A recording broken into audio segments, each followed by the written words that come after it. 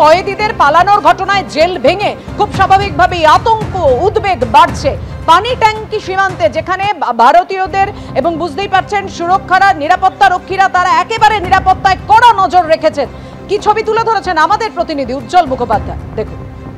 Jail ভেঙে পালিয়েছিল বেশ কয়েকজন কয়েদি, তারা ভারতে ঢোকার চেষ্টা করতেই বেশ কয়েকজনকে আটক করা হয়েছে এবং তারপর থেকে নিরাপত্তা ব্যবস্থা এবং ভেতরে ঢোকার সমস্ত নিয়ম কানুন আরও বেশি কড়া করা হলো।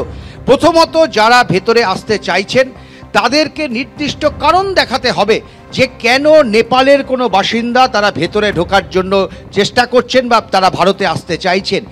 একমাত্র হাসপাতাল অথবা নির্দিষ্ট কোনো কারণ ছাড়া কোনো নেপালের বাসিন্দাকেই কিন্তু ভেতরে ঢুকতে দেওয়া হচ্ছে না।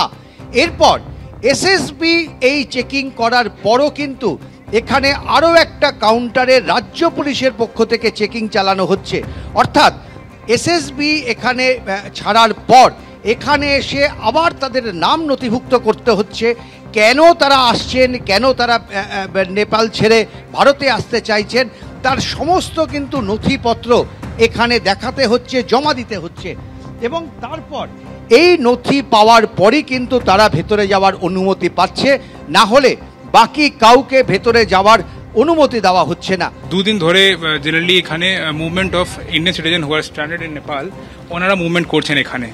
তার জন্য এখানে আমাদের কাছে একটা সিস্টেম রাখতে হবে কি কারা আসছে এখানে নেপালে। আমরা শুনছি কোনো আনসোশাল এলিমেন্ট এখান থেকে না ঢুকতে পারে। For that reason we have kept police का এখানে চেকিং মেকানিজম আর কোন আনসোশাল এলিমেন্ট না আসতে পারে, that is the main motive for that. আমাদের এখানে 5খানার মতন ইন্ডিয়ার সাথে এদের বর্ডার আছে যেখানে নেপালের সঙ্গে যোগাযোগ করতে পারে। এখনো পর্যন্ত কি আপনাদের কাছে এরকম কোনো খবর আছে যে এখান থেকে অলরেডি কেউ বেরিয়ে গেছে অথবা বেরোনোর চেষ্টা করেছিল? আমাদের কাছে কোনো এরকম খবর নেই।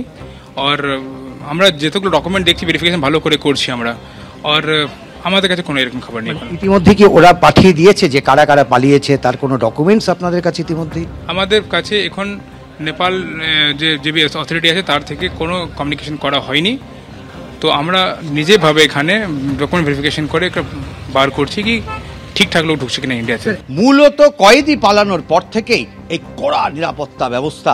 ক্যামেরায় অতনু কুণ্ডুর সঙ্গে উজ্জ্বল মুখোপাধ্যায়, এবিপি আনন্দ।